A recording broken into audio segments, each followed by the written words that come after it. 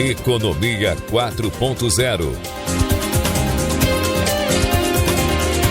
Apresentação Almir Freitas. Bom dia, guaibeiros! Estamos começando Economia 4.0 deste sábado, 24 de maio.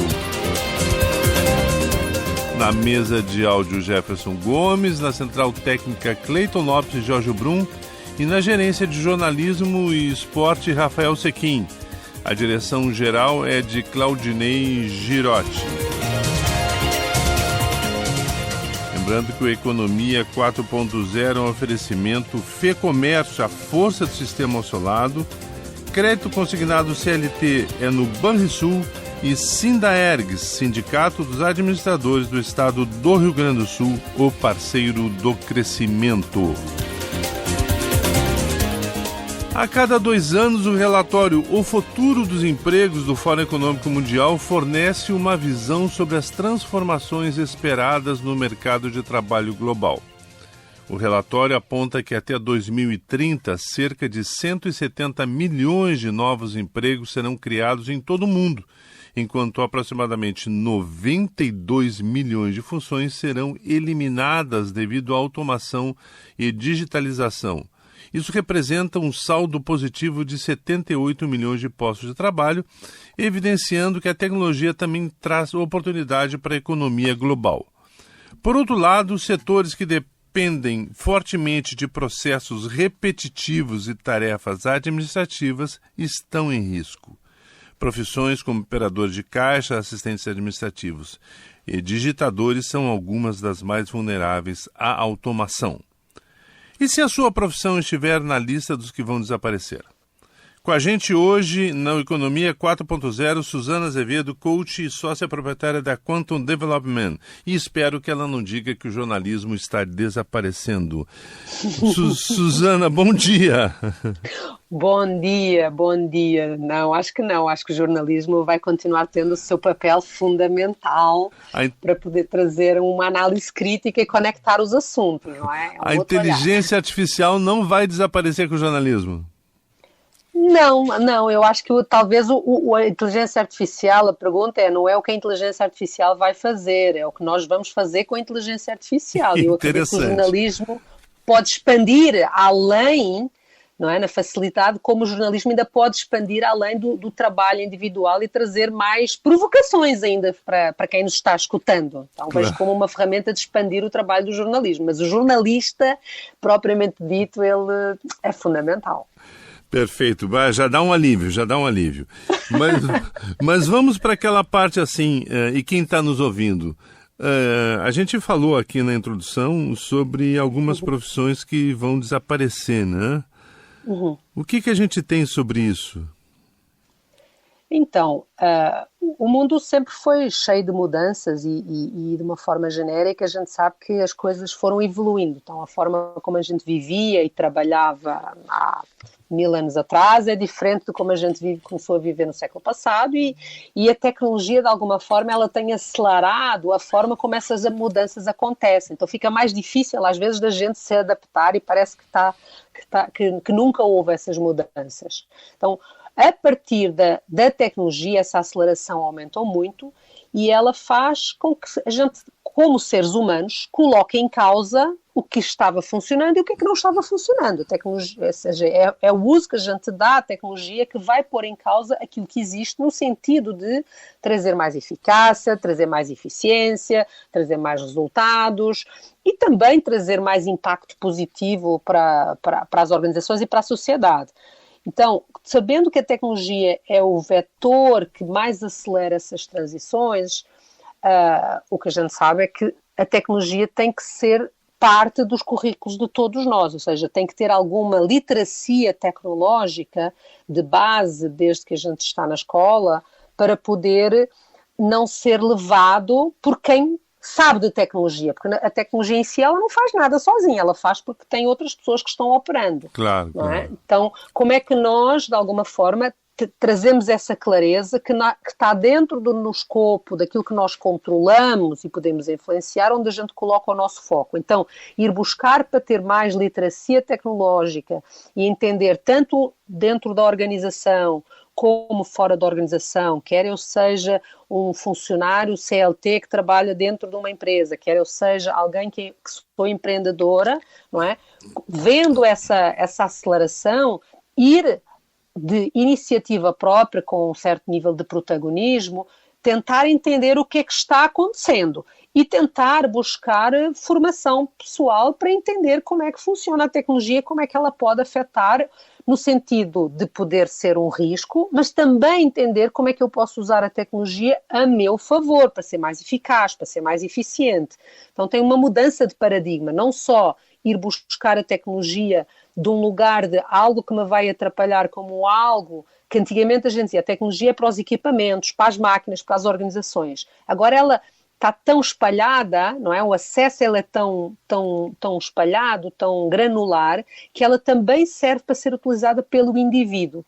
Se eu não utilizar, alguém vai utilizar. Então, esse olhar de eu vou tentar que entender sobre tecnologia, ter uma certa literacia sobre isso, no mínimo, e eu preciso também de mudar o paradigma de a empresa me vai trazer as oportunidades, a empresa me vai formar, para eu necessito de tomar um pouco as contas das rédeas da minha carreira, deixar de olhar sob a forma só de emprego e olhar para o olhar de carreira, de trabalho, do que é que eu agrego e entender melhor como é que eu posso navegar nisso. Mas é um processo de exploração para entender o que está rolando por aí, não é? Temos muitas coisas acontecendo, não temos só a tecnologia, temos as questões climáticas, temos as questões geoeconómicas, políticas que rolam por aí, temos as questões demográficas, em algumas áreas do mundo temos pessoas que estão ficando mais velhas, noutras temos muita gente nova nos países em desenvolvimento que tem uma pirâmide diferente, então olhar nesse contexto e convidar as pessoas com as quais a gente vive e trabalha também a refletir sobre isso, para ter mais consciência sobre a realidade atual.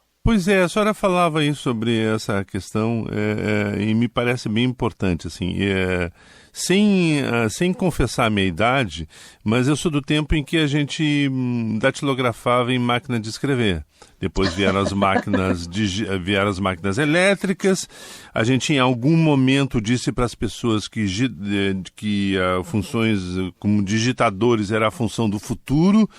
E agora a gente está vendo que não é mais necessariamente a profissão do futuro, né? Se alguém tiver hoje com 14, 15 anos, quer olhar para frente, quer pensar em que a senhora imagina? Eu diria que, primeiro, antes de escolher o quê, vamos dizer, você tem um olhar, a forma como eu olho para a profissão. Eu, pessoalmente, por exemplo, eu tenho 3 filhas, tenho 2 que são geração Z, então uma já está na faculdade, outra vai entrar agora, e tenho uma de 11 anos, não é? Então está aí nessa entrada. E eu diria que não só a geração Z, mas também fazendo essa provocação para nós. Eu sou geração X, não é? Então, acima dos 50. É olhar de uma forma mais aberta, no sentido em que as carreiras elas não são lineares. Nós não temos mais carreiras lineares, para o bem e para o mal, não é? Tínhamos no passado, né? Isso. E dava uma certa segurança, então uma parte boa da carreira linear é que ela nos dá, entre aspas, uma aparente sensação de segurança, não é? Sim. Mas a gente ficava muito restrito àquilo. Hoje em dia, temos menos essa carreira linear e a gente pode construir, não é? Eu começo fazendo um bacharelato aqui, depois eu junto um curso que é de uma outra área, depois eu faço uma especialização naquele lado, depois eu começo a experimentar trabalhar numa empresa. Muitas empresas hoje em dia contratam mais por competências não técnicas, independentemente do curso que a pessoa faz, não é? Então, tem esse olhar muito mais multidisciplinar. E aí é onde eu acho que está o desafio, porque como nós ainda estamos saindo de um lugar de pensamento linear, as pessoas não estão todas preparadas para essa abertura e querem ter segurança. Não é? E nós não temos mais segurança, não tem como trazer segurança. Nós sabemos que existem tendências, mas daqui a 20 anos, essas tendências que são válidas para os próximos 20 anos, provavelmente vão ser outras. Então ter essa abertura que a nossa carreira, quem está começando agora, ela vai ter várias etapas, vai ter várias carreiras e a gente tem que ter um certo nível de consciência e protagonismo para direcionar, para estar atento, para procurar e não ficar, agora tenho um emprego, agora não preciso pensar mais sobre o assunto. Não é? Então tem uma mudança de paradigma na forma como a gente olha para a nossa vida, a nossa carreira e depois como é que traduz isso em resultados, não é? Porque no fim também tem que pagar as contas. Sim. Então é um olhar diferente para a carreira. Então essa é a primeira escolha que eu diria para quem está começando, é a tua carreira, ela não começa na tua primeira escolha, ela é uma primeira escolha, mas que ela vai ser expandida a partir daquilo que for acontecendo, ela é dinâmica e para isso nós temos que estar abertos para ir navegando nisso. E o segundo é entender realmente as tendências, não é? Então se a gente olha para as tendências do que está aí no mercado, relatório, ele já trazia isso em 23, em 21, mais leve, agora bem mais forte, não é? Por um lado, temos sim os setores de tecnologia, software, que são muito importantes, muito relevantes, não é? Temos toda a economia verde associada à energia, à gestão de resíduos, à questão ambiental. Então, tem toda uma economia verde associada, que, independentemente das questões de ESG, a gente sabe que a globalização nos pede isso, como é que a gente traz energias renováveis, de tecnologias que já existiam do tempo que eu estudava, não é? Lá no século passado, tudo o que está sendo aplicado agora, eu estudei isso há 30 anos na faculdade. Então tem um tempo de trazer isso para a realidade, então ela é agora. Logística, tudo o que tem a ver com educação, cuidados, então se a gente pensar que a nossa população está tornando mais envelhecida, não é? Nos países nórdicos muito mais e aqui no Brasil também. Então, são profissões ligadas ao cuidado, profissões de frente que têm a ver não tanto com o ser atendimento de caixa ou serviços administrativos, mas, por exemplo, serviços de operação, quer seja no agro, quer seja na logística, quer seja na construção, quer seja de venda, de processamento, ou seja, isso ainda vão ser necessários, de enfermagem, trabalho social, de aconselhamento, sociologia, então, que trazem um lugar também associado ao contacto humano, não é? Então, é uma integração, eu diria que todo mundo, mesmo que eu vá para uma atividade que seja puramente social, é interessante complementar essa minha formação também com alguma formação tecnológica para, como quem diz antigamente, tu tens que pelo menos aprender inglês, ou tens que saber de matemática, mesmo que eu vá fazer ciências humanas, não é? Então, digamos que a tecnologia ela entra como um desses musts, independentemente de eu escolher uma outra atividade diferente. Então, essa olhar e depois pensar onde é que eu me vejo mais, onde é que isso conecta mais com o meu coração, não é? Tem aquele célebre elemento do Ikigai, não sei se você já ouviu falar. Sim, sim. Que é um conceito japonês, não é? Sim. Então, se eu conseguir responder essas perguntas, não é? O que eu gosto, o que o mundo quer, aquilo que me podem pagar, aquilo que eu sei fazer, aí, tentando responder e integrar, talvez ajude a fazer a primeira escolha. Depois da primeira escolha, vai vir uma próxima escolha e a nossa carreira vai ser dinâmica, não é? Pois é, a senhora toca num ponto importante. As escolhas, na minha época, possivelmente... Na nossa? Na nossa, né? Elas eram únicas. Eu vou começar uma profissão de jornalismo e vou acabar até o fim da vida sendo jornalista. Isso não vai ser mais assim, é isso? Já começa não sendo, por exemplo, eu sou engenheira, eu fiz engenharia mecânica, comecei trabalhando, já não fiz engenharia, fui trabalhar como executiva numa organização e hoje em dia, há mais de 10 anos, eu trabalho com desenvolvimento organizacional, coaching e desenvolvimento. E eu integro aquilo que eu aprendi como engenheira, com aquilo que eu aprendi como executiva, com aquilo que eu aprendi depois trabalhando com organizações e indivíduos no desenvolvimento. Interessante. Sim, isso. de uma forma leve, mas agora muito mais forte, não é? A minha filha mais velha, ela foi para ciências integradas, biologia, físico-química, e agora ela está fazendo, no mestrado, está trazendo tecnologia e neurociência. E depois ela disse que vai fazer um trabalho, vai estudar sobre ética e sociologia, para juntar tudo isso. E quem é que vai ensinar essas coisas, né? Muito se fala que hoje em dia a experiência ou as pessoas mais experientes estão ganhando vez no mercado porque tem uma consciência de aprendizagem, de experiência que é importante para as novas gerações. É isso? A gente não vai parar de trabalhar tão cedo? Eu acho que não. E acho que as pessoas, no fundo, também não querem deixar de, talvez tirar a palavra trabalho. As pessoas querem continuar a contribuir. Eu chego aos 65 anos, assim, eu lembro, você deve pensar, os seus pais, não é? Quando eles tinham 50 ou 60 anos, é diferente da gente agora que tem 50 ou 60 anos. Sim. Então, a gente aumentou a nossa expectativa de vida e também aumentou a nossa expectativa de continuar contribuindo e também ganhando dinheiro. Então, é um trabalho, mas ao mesmo tempo tem um lugar de contribuição. Então, acho que tem essa expectativa, sim, de continuar trabalhando, e quando a gente consegue integrar, e eu acho que eu tenho trabalhado muito com inteligência intergeracional, não é?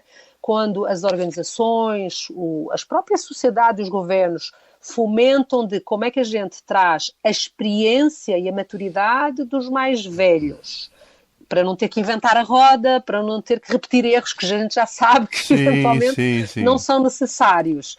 Com toda essa flexibilidade, adaptabilidade, esse senso de propósito, essa facilidade com a tecnologia, porque o pessoal já é digital, e junta isso numa equipe, criando equipes que trabalham em conjunto, a gente vai conseguir lidar muito melhor com esses desafios da tecnologia, da globalização, da economia, vai ter mais cabeça, mais neurónio para contribuir. Então eu acho que tem muita oportunidade nesse lugar. Só que tem que haver essa abertura, primeiro, de trabalhar em conjunto, e de quem é mais velho, que vem da nossa geração, que normalmente é aquilo que você falou, eu comecei jornalista, vou ser sempre jornalista, ou eu comecei advogado, vou ser sempre advogado. Diz assim, olha, qual é a curiosidade que eu tenho aqui? Como é que eu posso expandir? Como é que eu posso abrir, não é? Do que eu vi, você também faz mais coisas além de ser jornalista. Com certeza, você dá aula. Então, antigamente isso não era bem visto, não é? Hoje em dia, seja bem visto. O meu marido, por exemplo, ele é executivo, ele é engenheiro e ele fez um mestrado em teatro. E ele usa o teatro para ser diretor, para fazer como diretor de teatro na equipe dele. Então, como é que a gente transita isso? Tem que estar aberto, não é? Tem que mudar a cabeça. Certo. E, tem uma coisa que a senhora cita que é importante. Hoje é uma dificuldade dos empregadores, né? Lidar com determinadas gerações. A gente tem um modelo de trabalho, possivelmente, do século passado e quer aplicar ele com novas gerações, e aí a gente tem conflito e a gente, na maioria das vezes, acaba ouvindo dos empregadores que falta mão de obra qualificada. É isso ou falta entendimento de que o mundo do trabalho mudou?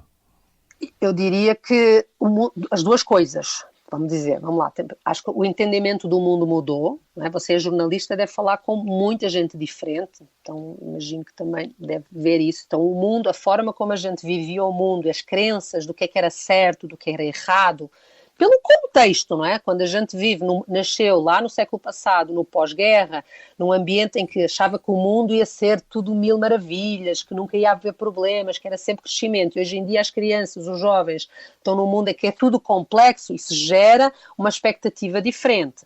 Eles foram educados de formas diferentes. No nosso tempo era tudo muito rígido, muito disciplinado. Aí os pais vieram-nos neste século e querem liberar os filhos do excesso de disciplina, mas às vezes passam do ponto e paternalizam demais. Então os jovens entram no mercado de trabalho em que tiveram durante 18, 19 anos da vida a papinha toda feita, sempre apaparicados, nunca tiveram que pensar em nada, que eram o centro do universo e vão para um ambiente de trabalho que não é o mesmo da família. Então como é que a gente reeduca e apoia eles? E a concorrência é maior. A concorrência agora é global, mas ao mesmo tempo eles nunca vieram tão bem preparados, ou seja, eu olho para as minhas filhas e para os jovens, aí eu gosto muito de trabalhar com jovens, não é? Eles vêm preparados com capacidade de conectar assuntos que nós não éramos também. Essa linearidade que nós tínhamos também fazia com que a gente não tivesse a capacidade na cabeça, ou não tivesse preparado para fazer isso, não é? Que a gente não tivesse o potencial. Então eles abrem isso, mas tem um lugar de abertura. E sim, tem uma parte de qualificação que um jovem vai ter. Assim, não dá para substituir 20 anos de experiência profissional, com todas as mazelas que a gente passa, não é? Então, a questão é como é que eu integro. Eles têm conhecimento, às vezes até têm habilidade, mas não têm experiência, que vai ter que ganhar com os quilómetros, com as horas de trabalho. Não é? Então, não podemos esperar que alguém que tem 50 anos e vem um jovem quer que ele saiba de tudo da dinâmica de uma empresa. A diferença é que os jovens que entram hoje, eles também, ao contrário de nós pensávamos, nós olhávamos assim, putz, isto não funciona, isto é justo, isto não é injusto, isto é injusto, mas a gente não falava, a gente ficava calado no nosso canto, a gente aceitava, come e cala, não é? Hoje em dia, eles verbalizam, então parece que eles estão questionando, e estão mesmo, mas eles verbalizam e para eles não quer dizer que eles não possam ser educados e a gente não possa falar com eles e pôr em causa e ver como é que eles podem aprender, porque eles também querem aprender. Então eu diria que tem uma falta de qualificação no sentido da maturidade emocional e da própria experiência dos quilómetros rodados. Tem uma reeducação que é necessária quando muitas vezes os jovens chegam ao trabalho porque eles cresceram numa redoma e quem é responsável são os próprios pais, que às vezes são os empregadores noutras empresas. E uma coisa interessante para mim é que é interessante que os gestores das empresas estejam abertos à novidade, né? Muitas vezes a gente está acostumado, lembrando Charles Chaplin, né, a apertar os parafusos em sequência, né? Mas vem alguém que diz, olha, eu posso ir lá para o fundo e apertar diferente, alguém que possa trazer uma mudança. Eu fiz tudo isso durante 50 anos sempre igual, mas não necessariamente isso não pode ser mudado e aperfeiçoado. Eu acho que aí tem um conflito. Tem. Ou seja, voltamos, é uma questão de mudança e uma integração de modelos mentais. Só que a questão é, se eu trago isso num lugar de obrigação, tu tens que estar aberto, tu tens que mudar ou tu tens que cumprir com as regras, no ambiente que nós vivemos hoje em dia, cria resistência. Então tem muito mais num lugar assim, o que é importante para ti? Eu quero aprender. Então vamos explorar tanto do cara que é mais velho, que quer continuar a contribuir, como da pessoa mais nova, que também quer contribuir e também quer crescer.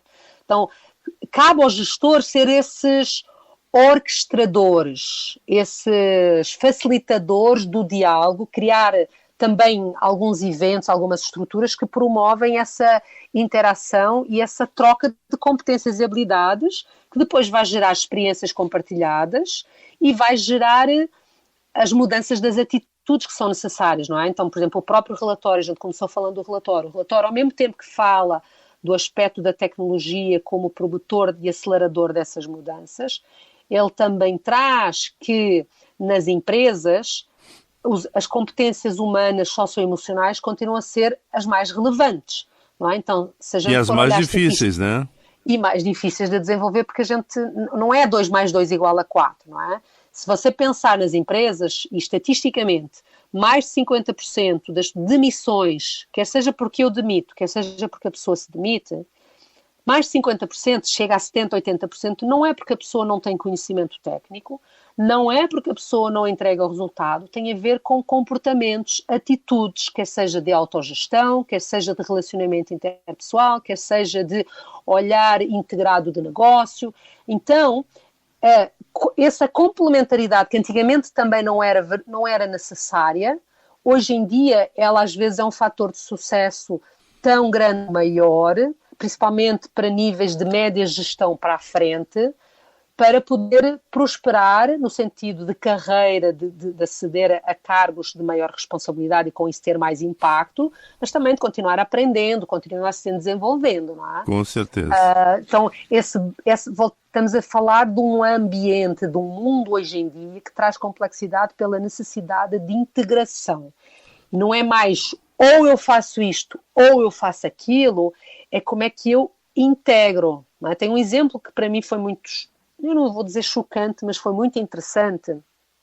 Eu fui participar num workshop, numa conferência nos Estados Unidos e veio um cara lá, foi falar de como é que tinham trabalhado essa integração, esse exemplo de integração de áreas aparentemente afastadas. Ele contou um caso que nos hospitais nos Estados Unidos, lá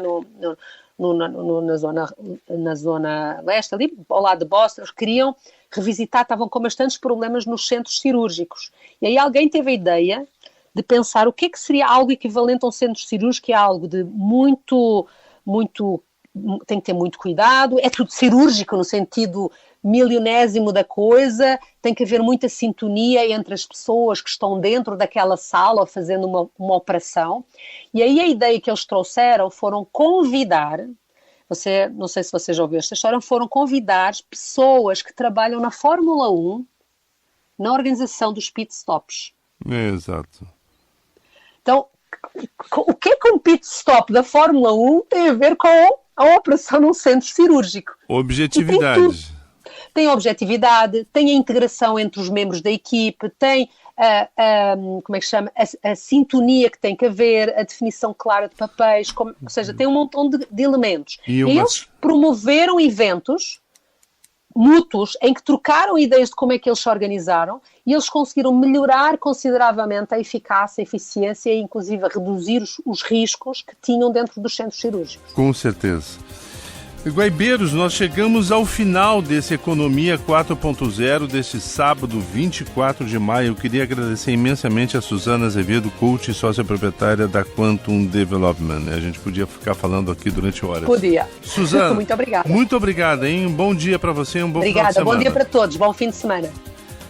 Guaibeiros, estamos encerrando então o nosso programa deste sábado. Eu queria desejar a todos um final de semana em família, com muita proximidade, e na semana que vem cheia de inovação e tecnologia. Nos encontramos no próximo sábado, se Deus quiser. Um grande abraço a todos. Você ouviu Economia 4.0.